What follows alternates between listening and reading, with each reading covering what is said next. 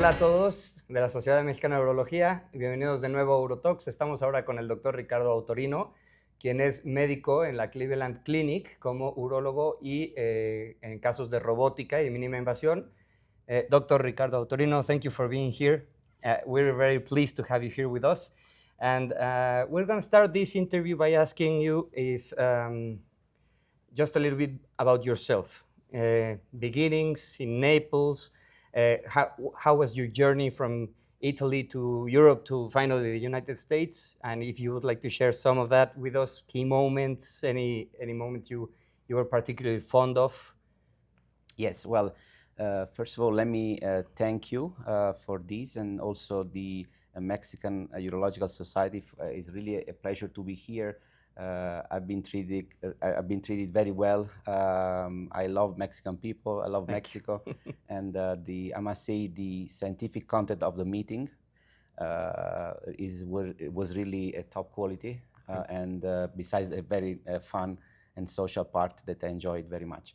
About myself, well, I'm Italian, so I grew up and raised and born in Italy. Grew up in Italy.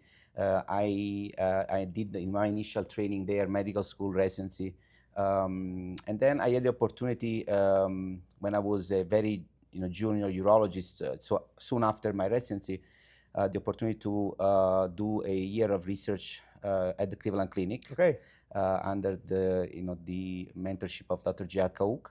That is certainly a defining moment for my career. I didn't go to the States with the plan of staying there. The idea was just to do a year and then go back to Italy. So it was a very good impression you left there. Right, exactly. So at that point, they offered me to stay for the clinical fellowship, and which at that time in Italy, robotics was still at the beginning. So we're talking about 2010, 11. So certainly the Cleveland Clinic is a top program, one of the pioneers in robotic surgery worldwide, and so it was a unique opportunity. So I put my effort into study for the exams that you need to become a doctor in the United States. Steps. No? Steps, so very famous steps, and and then that allowed me to get a license, doing my training, and then from then I've been there now for 15 years. After Cleveland Clinic Fellowship, I moved around a little bit. I worked in Virginia as an attending. I was director of urologic oncology in Richmond, Virginia at VCU. Last 3 years, I was at Rush in Chicago, where I was the director of surgical innovation.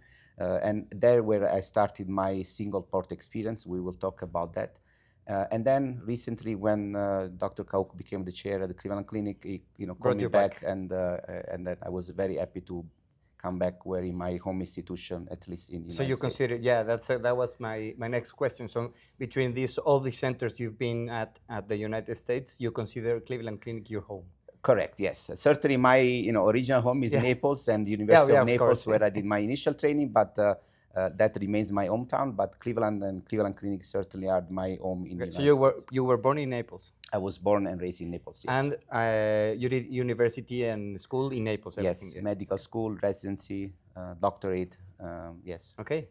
And well, now we're going to get a little bit more into urology. And we were talking earlier about the use of single port and multi-port robotic systems, which you both use. And I wanted to ask and pick your brain about this stuff in particular. How do you choose which one to use when you have both available and you have a patient that has this or that characteristics, which I think that those are the things that you take into account to use a single port or a multi-port? Yes, well, I don't think we should talk about single port versus against multi-port. I think they are complementary. They have complementary role. I think that in an institution where you can have different platforms, a single port should be part of the armamentarium. In terms of indication, that depends also on where you are in your learning curve. Single port will require a learning curve. It's better if you have a multi-port robotic experience before. And single port has been in a long journey. So when it was introduced in 2018, very few centers had it. They were doing transperitoneal surgery, trying to replicate what was done with multiport, which was not the right way to do it. And then with experience, they all understood that the real value of the single port is going Transvesical. Exactly, extraperitoneal, retroperitoneal, and also transvesical. So avoid the peritoneal cavity, basically. Because that's where the clinical benefit is of the single port. Now, in terms of indication, again, certainly at the beginning, you want to select your patients. As you mature your experience, you can go up to, personally, basically my percentage is about 70% single port, about 30% multi-port. Okay. Certainly the single port shines in, specifically in patients with hostile abdomen, patients with multiple surgery, patients with colostomy, patients with disaster abdomen. There you do an incision, you avoid all that, and you don't have to do any adhesiolysis, so it's very valuable. But in general, as you, again, get more confident with the robot, because, you'll get there, usually you require, 20, 30 cases to become comfortable, and then you will basically be able to expand. I personally, you were mentioning the transvesical, at the beginning, I didn't do transvesical radical prostatectomy. I was doing simple prostatectomy. And then I was doing also extraperitoneal single port radical prostatectomy. Then combining the two experience, then I started also the transvesical radical, which is certainly more challenging. Of course. And you have to be, very careful with indication. I think really is very reproducible for smaller prostate.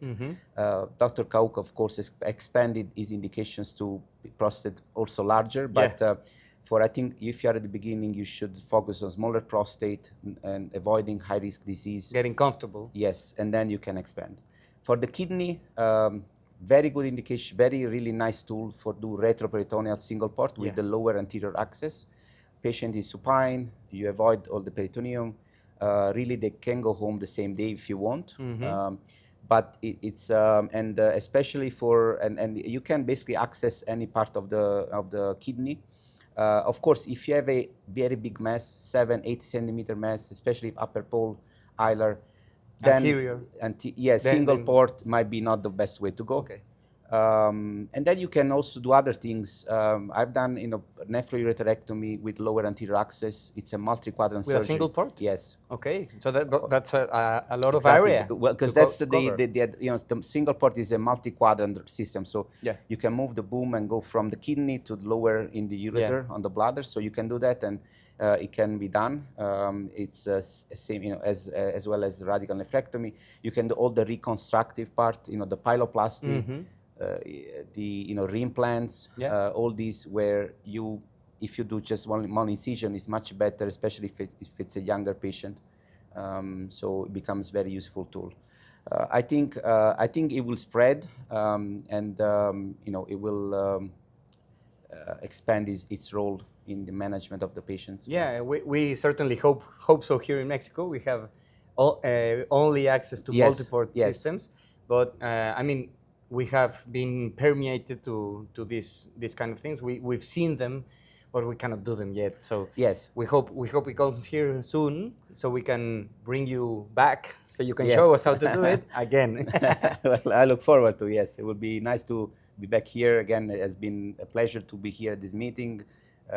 Colleagues from Mexico are all very nice and very knowledgeable. They're good surgeons here. You guys have a good tradition in minimally invasive surgery, laparoscopy, robotics. So I'm really glad to be here. Thank you very much. And I want to close with a last question. I always do this with the international faculty that I interview, and it's just a little thing.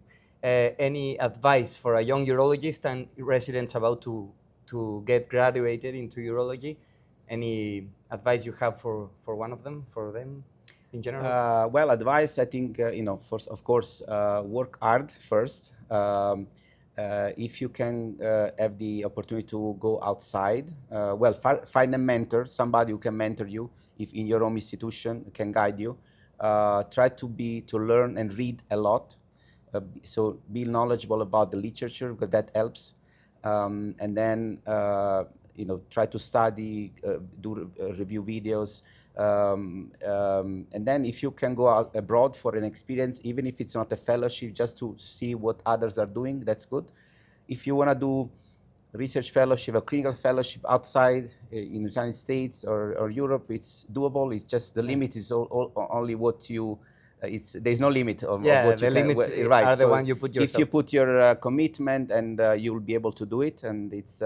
I think it's just a matter how how much energy and effort you put into it. But I think urology is a beautiful specialty. So I think it's and it's the beauty of urology is that evolves with technology. You're always changing, always new things to learn. So so yeah, my recommendation is I think you did the right choice to choose urology, and you can do anything you want as long as you put effort into it. Thank you so much for your time. It was lovely to have you here, and it's lovely to keep having you here.